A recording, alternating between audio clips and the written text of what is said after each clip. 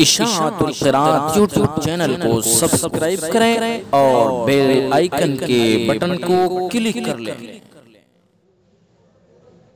اصول التجوید حصہ اول چل رہا ہے اور تجوید کے بہت سارے قواعد وہ بیان کیے جا چکے ہیں۔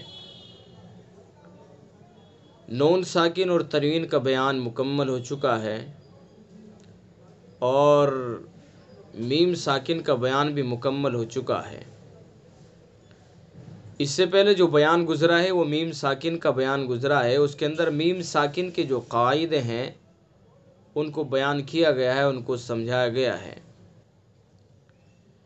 جس طرح سے نون ساکن اور تنوین کے 4 حال تھے، اظہار، ادغام، قلب، اخفا، اسی طرح سے میم ساکن کے 3 حال بیان کیے گئے، ادغام، اخفا، اظہار۔ ادغام کا قاعدہ بیان کیا گیا کہ میم ساکن کے بعد اگر دوسرا میم آئے گا تو ادغام ہوگا، اور اس ادغام کو ادغام مثلین کہتے ہیں۔ ادغام مثلین کہتے ہیں اور اس کو ادغام شفوی بھی کہتے ہیں، اور اسی طرح سے اس کو ادغام میم ساکن بھی کہتے ہیں۔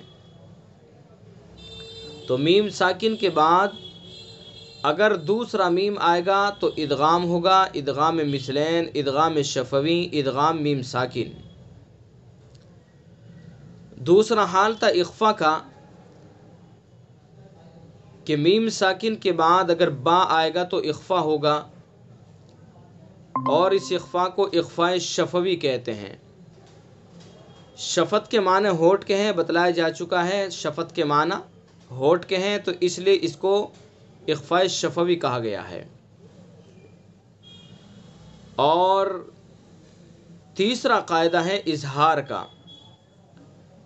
دیکھیے ایک میم، کل حروف 29 تھے آپ نے پڑھے، ان میں سے ایک میم کو نکال دیا جائے اور دوسرے با کو نکال دیا جائے۔ میم اور با کے علاوہ باقی جو حروف ہیں وہ سب اظہار کے ہیں، یعنی میم ساکن کے بعد میم اور با کے علاوہ کوئی بھی حرف آئے گا تو اظہار ہوگا۔ تو یہ تھے میم ساکن کے 3 حال۔ ادغام، میم ساکن کے بعد میم آئے تو ادغام ہوگا، جیسے امن، امن، میم ساکن کے بعد دوسرا میم۔ الیکم مرسلون، میم ساکن کے بعد دوسرا میم، ٹھیک ہے۔ اور میم ساکن کے بعد اگر با آئے گا تو اخفا ہوگا، اس میں بھی غنہ ہوگا، اظہار بھی جائز ہے اس کے اندر، مگر اخفا ہی بہتر ہے، جیسے یعتصم باللہ، ام بہ، ام بہ، میم ساکن ہے اور اس کے بعد با ہے، ٹھیک ہے۔ اور اس کے بعد میم ساکن کے بعد میم اور با کے علاوہ کوئی بھی حرف آئے گا تو اظہار ہوگا، جیسے علیہم ولا الضالین، علیہم میم ساکن ہے اور اس کے بعد ولا الضالین کے اندر واو آ گیا ہے، تو اس لیے یہاں اظہار ہوگا، اخفا نہیں ہوگا، یعنی غنہ نہیں کریں گے۔ الم تر، الم تر، میم ساکن کے بعد میم، کر دو اس میں بھی، کر دو، اتنا میں کلاس لے رہا ہوں، کر لو۔ میم ساکن کے بعد میم اور با کے علاوہ کوئی بھی حرف آئے گا تو اظہار ہوگا۔ تو یہ تھا گزشتہ سبق جو اس سے پہلے پڑھایا جا چکا ہے، بیان کیا جا چکا ہے۔ امید کرتا ہوں کہ یہ بیان آپ کو سمجھ میں آ گیا ہوگا۔ آدھی سے زیادہ کتاب آپ کی مکمل ہو چکی ہے۔ اب اگلا سبق ہے کہ غنہ کہاں کہاں ہوتا ہے، اس کو سمجھ لے۔ غنہ کس کو کہتے ہیں اور کتنی جگہ غنہ ہوتا ہے، کہاں کہاں ہوتا ہے، اس کو سمجھ لے۔ اس کے لیے اب کتاب اسکرین پر شیئر کرتا ہوں، کتاب کے اندر پڑھیے گا۔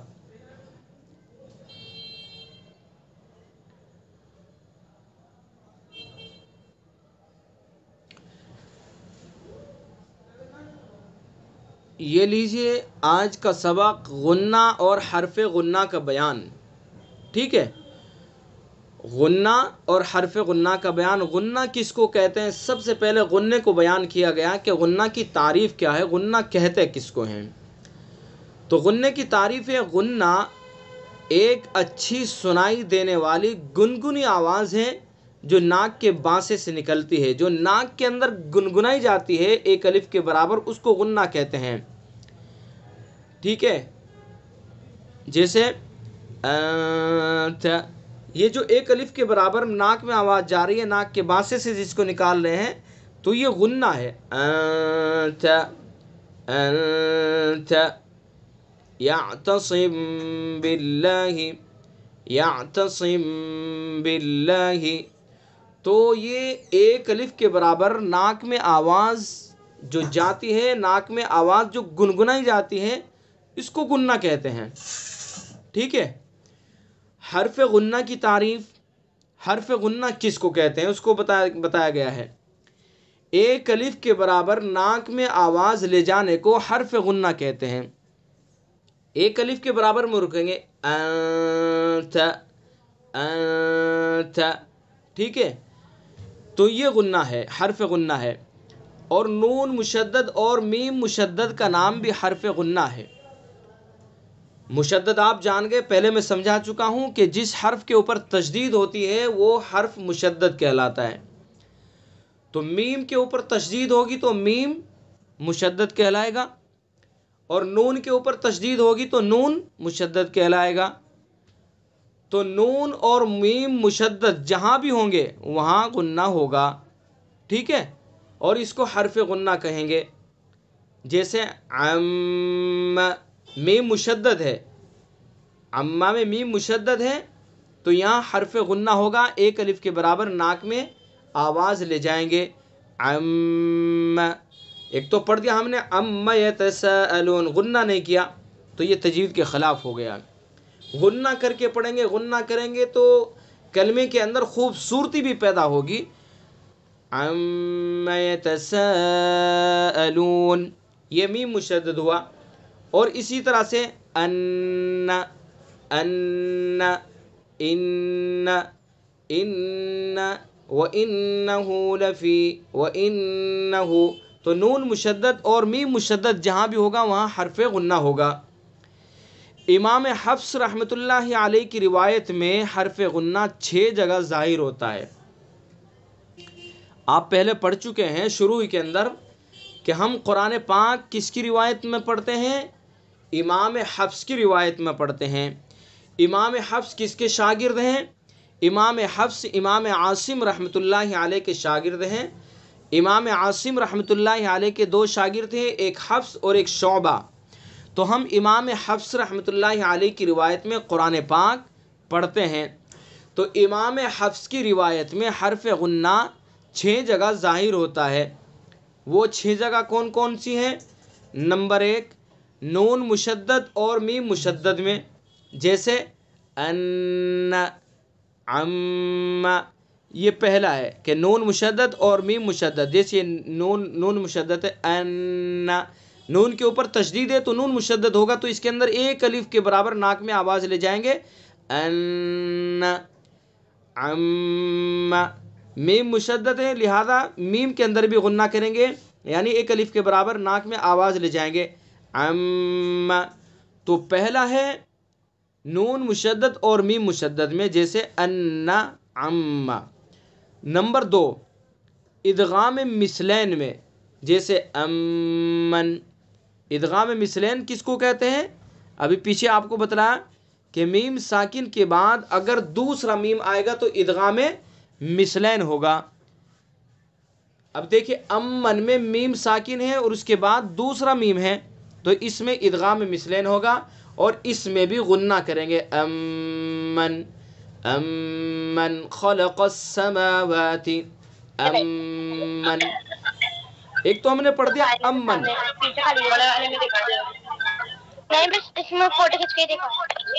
جی کیا ہوا، کون بول رہے ہیں؟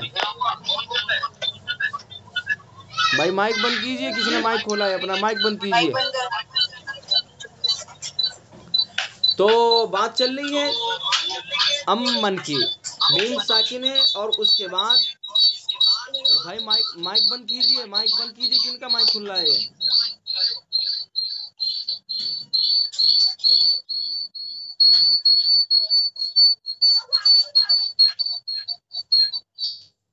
یہ مائک بند کیجئے، ٹھیک ہے؟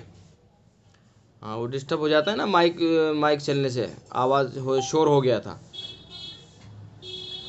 تو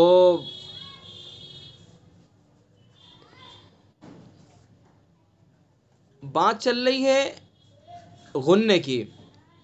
تو دوسرا ہے ادغام مثلین، یعنی ادغام مثلین میں غنہ ہوتا ہے، جیسے امن میم ساکن اور اس کے بعد دوسرا میم، ٹھیک ہے. نمبر 3 اخفاء شفوی میں. اخفاء شفوی آپ کو بتلایا کہ میم ساکن کے بعد اگر با آئے گا تو اخفاء شفوی ہوگا. تو اخفاء شفوی میں بھی غنہ ہوتا ہے، جیسے بھی میم ساکن ہے اور اس کے بعد با ہے، تو یہاں بھی ہم غنہ کریں گے بھی، ٹھیک ہے. نمبر 4 ادغام ناقص میں.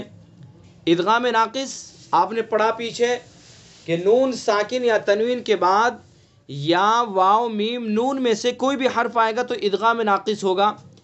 جیسے من یعمل، نون ساکن اور اس کے بعد یا ہے، تو اس میں بھی ادغام ہوگا، ادغام ناقص، اور اس میں بھی غنہ ہوگا، یعنی ایک الف کے برابر ناک میں آواز لے جائیں گے. من یعمل، نون ساکن اور اس کے بعد یا ہے. خیرا یرہ، تنوین ہے، را کے اوپر 2 زبر ہے، یعنی 2 زبر کی تنوین ہے اور اس کے بعد یا ہے، تو یہاں بھی ادغام ناقص ہوگا اور اس میں بھی غنہ ہوگا، یعنی ایک الف کے برابر ناک میں آواز لے جائیں گے. خیرا یرہ، خیرا یرہ، ٹھیک ہے. جہاں بھی ادغام ناقص ہوگا اس میں بھی ہمیں غنہ کرنا ہے. نمبر 5 قلب میں. قلب نون ساکن اور تنوین کے بعد اگر با آئے گا تو قلب ہوگا، تو قلب کے اندر بھی غنہ کریں گے، جیسے من بعد، من بعد، نون ساکن ہے اور اس کے بعد کیا ہے؟ با ہے، تو یہاں قلب ہوگا اور اس میں بھی غنہ کریں گے. من بعد صم بکم، صم، صم بکم. صم میم چونکہ مشدد ہے تو اس لیے میم میں غنہ کریں گے، اور اس کے بعد میم کے اوپر تنوین ہے اور تنوین کے بعد کیا ہے؟ با ہے، تو قلب ہوگا، تو اس کے اندر بھی غنہ کریں گے. صم بکم، ٹھیک ہے. نمبر 5 قلب. نمبر 6 اخفاء حقیقی میں. اخفاء حقیقی نون ساکن اور تنوین کے بعد اخفاء کے 15 حرفوں میں سے کوئی بھی حرف آئے گا تو اخفاء حقیقی ہوگا، یعنی حروف حلقی، یرملون اور با کے علاوہ کوئی بھی حرف آئے گا تو اخفاء حقیقی ہوگا، تو اس میں بھی غنہ ہوگا. جیسے ان کنتم قوما ظلموا، غنہ کی مقدار 1 الف ہے. تو یہ ہے غنہ کا بیان. جہاں جہاں غنہ ظاہر ہوگا اس کا بیان یہ بتلایا گیا ہے کہ 6 جگہ ظاہر ہوگا غنہ. نمبر 1 پھر سے بتلا دیتا ہوں. نمبر 1 نون مشدد اور میم مشدد میں، جیسے ان، عم. نمبر 2 ادغام مثلین میں، جیسے امن. نمبر 3 اخفاء شفوی میں، جیسے ام بھی. نمبر 4 ادغام ناقص میں، جیسے من یعمل خیرا یرہ. نمبر 5 قلب میں، جیسے من بعد صم بکم. نمبر 6 اخفاء حقیقی میں، جیسے ان کنتم قوما ظلموا. غنہ کی مقدار 1 الف ہے. غنہ اور حرف غنہ میں فرق، اس کو بھی پڑھ لیجئے، اس کو بھی سمجھ لیجئے. غنہ اور حرف غنہ میں فرق. غنہ کس کو کہتے ہیں؟ نون، غنہ نون اور میم کی صفت لازمہ ہے، چاہے نون اور میم میں، جو نون اور میم میں ہر حال میں پائی جاتی ہے، چاہے نون اور میم متحرک ہو یا ساکن مظہرہ، ٹھیک ہے. یہ بتلایا گیا ہے کہ غنہ نون اور میم کی صفت لازمہ ہے. نون اور میم چاہے وہ ساکن ہو چاہے وہ متحرک ہو، تو نون اور میم میں ہر حال میں جو ہے یہ ناک میں آواز جائے گی. تو اس لیے کہا کہ نون اور میم کی صفت لازمہ ہے جو نون اور میم میں ہر حال میں پائی جاتی ہے، چاہے نون اور میم متحرک ہو یا ساکن مظہرہ. ساکن مظہرہ یعنی جس میں اظہار کیا گیا ہو. ٹھیک ہے. حرف غنہ وہ ہے جو اوپر بیان کی ہوئی 6 حالتوں میں ایک الف کی مقدار پیدا ہوتا ہے. تو یہ رہا آج کا سبق. یہ غنہ اور حرف غنہ کے بیان کو سمجھا دیا گیا. آپ کو معلوم ہو گیا کہ غنہ کتنی جگہ ہوتا ہے. نون ساکن اور تنوین کے 4 حال ہیں: اظہار، ادغام، قلب، اخفا. تو ادغام ناقص، نون ساکن اور تنوین کے بیان میں سے ادغام ناقص اور قلب اور اخفا، ٹھیک ہے، ان تینوں جگہ غنہ ہوگا. اور میم ساکن کے بیان میں اظہار کو چھوڑ کر کے ادغام مثلین اور اخفا دونوں میں غنہ ہوگا. تو 5 ہو گئے، 3 نون ساکن اور تنوین کے بیان میں اور 2 میم ساکن کے بیان میں، اور ایک نون اور میم مشدد جہاں بھی ہوں گے تو وہاں غنہ ہوگا. تو یہ رہا آج کا سبق. اس میں سے اگر کسی کو کچھ پوچھنا ہو تو وہ پوچھ سکتے ہیں، اور کچھ اگر سمجھ میں نہ آیا ہو تو اس کو سمجھ سکتے ہیں. ٹائم دے رہا ہوں میں 10 سیکنڈ کا. کسی کو کچھ پوچھنا ہو تو پوچھ لیں، اس کے بعد مشق کر لیں گے.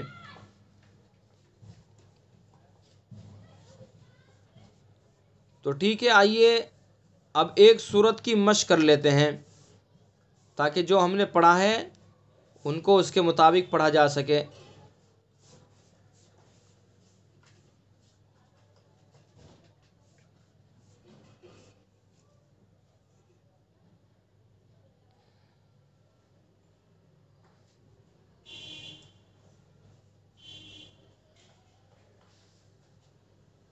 جی، یہ قل اعوذ برب الناس اس کی مشق ہو چکی ہے. اب قل اعوذ برب الفلق کی مشق کر رہے ہیں. آپ کو سورت نظر آ گئی اسکرین کے اوپر؟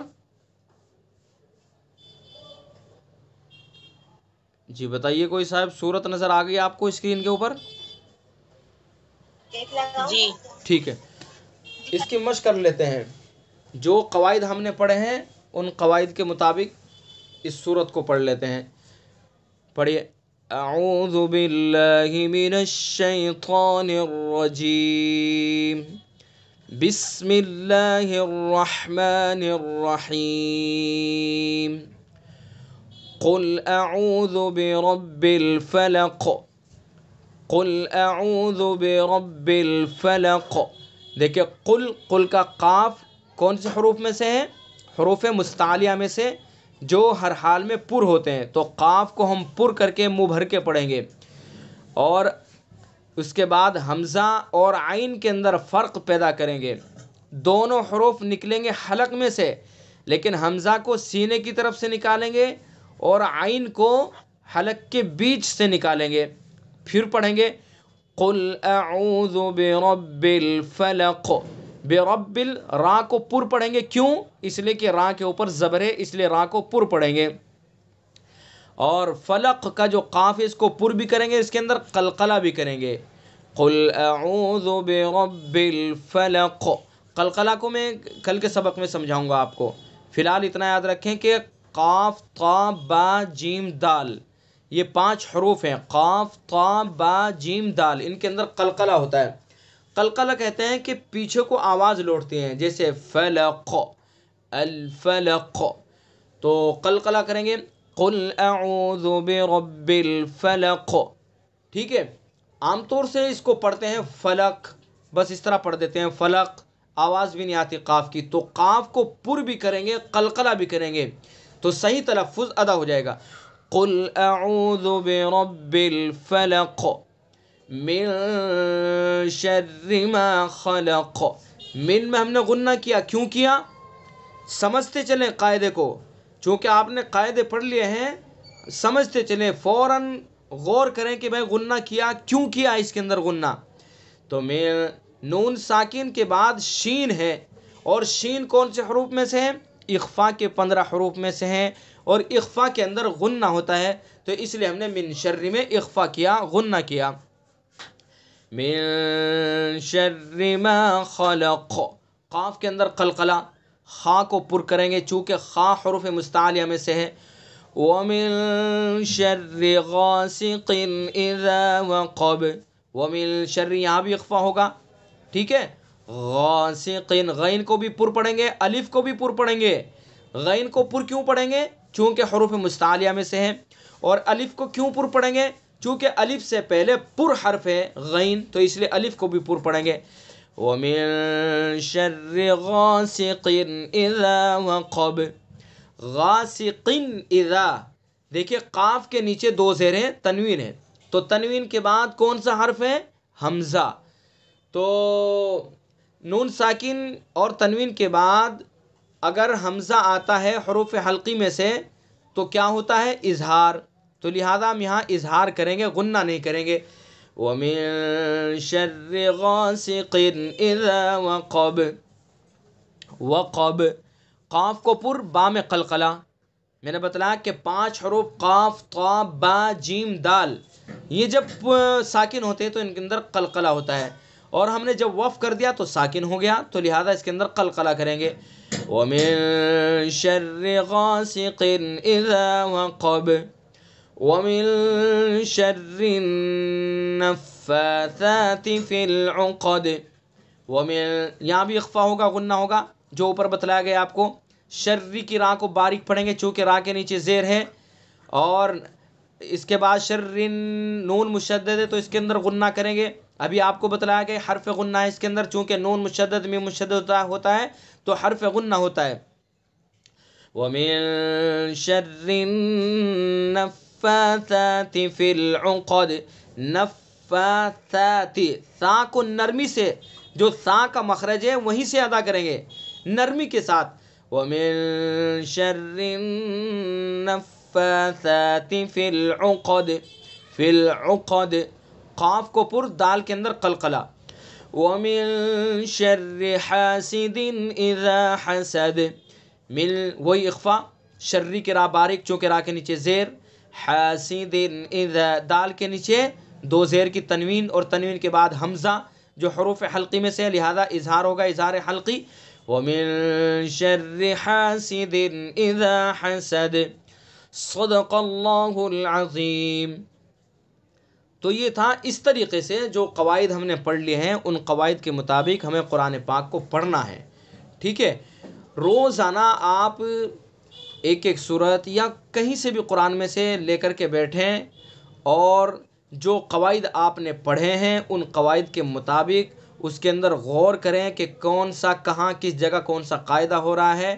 جب عمل کریں گے، پریکٹیکل میں لائیں گے تو انشاءاللہ قواعد سب یاد ہو جائیں گے اور یاد رہیں گے، بھولیں گے نہیں.